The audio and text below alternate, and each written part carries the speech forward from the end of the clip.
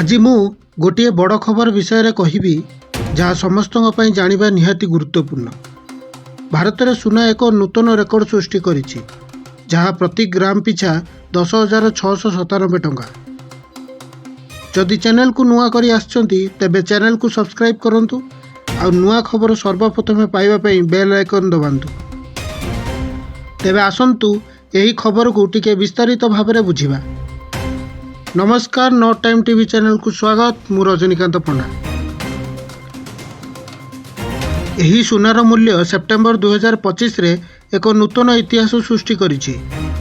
गोटे ग्राम सुनार मूल्य वर्तमान 10,697 टंका रही। यही मूल्य गोटे रेकर्ड भांगी। यही मूल्य को लेकिन बजार में बहुत हईचई सृष्टि करुछि। आपण जड़े निवेशक हुंतु किंबा विवाह पर्वपर्वाणी पाई सुना किनिबा को भाबुचंती तेबे यही खबर आपण पाई बहुत गुरुत्वपूर्ण। एबे प्रश्न हेउछि सुना एते महंगा काईकी हेउछि। एहार कारण हेउछि विश्व बजार रे अनिश्चितता, डॉलर रो मूल्य रे उथन पथन आउ भारत रे सुनार चाहिदा वृद्धि पाउछि। देखिबाकू गले आगुकू पार्वण ऋतु मध्य पाखाई आसुछि। हेले आपण जानती जे विवाह एवं पर्वपर्वाणी समय रे भारत रे प्रबल मात्रा रे सुना किना जाए। एथिपाई सुनार मूल्य रे वृद्धि हेउछि।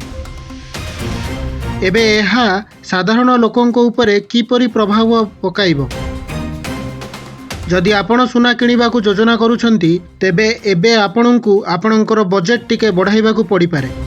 काहेकि ना अलंकार व्यवसायीଙ୍କ अनुଯାयी एही मूल्य गुड़िक आहुरी बढ़ी पारे, कारण अंतर्जातीय बजार रे सुनार चाहिदा मध्य वृद्धि पाउछि।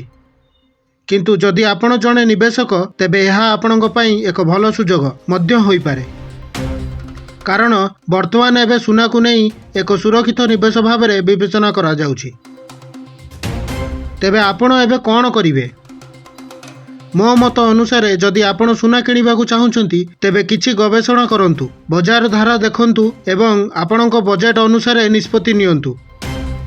एवं हाँ, जदि आपण सुनारे निवेश करने को चाहती तेबे गोल्ड ETF किंबा सोवरेन गोल्ड बॉन्ड मध्य आपणक पई एक भल विकल्प होई पारे।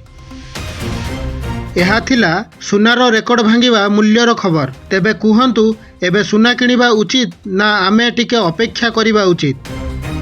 कमेंट बॉक्स रे आपणकर मतामत दियंतु एवं जदि आपण एही वीडियो को पसंद करूछंती तेबे लाइक, शेयर एवं सब्सक्राइब करने को भूलंतु नहीं। प्रत्येक नुआ खबर सर्वप्रथम आपणक पाखरे पहुंचीबा पई घंटी आइकन मध्य दबांतु।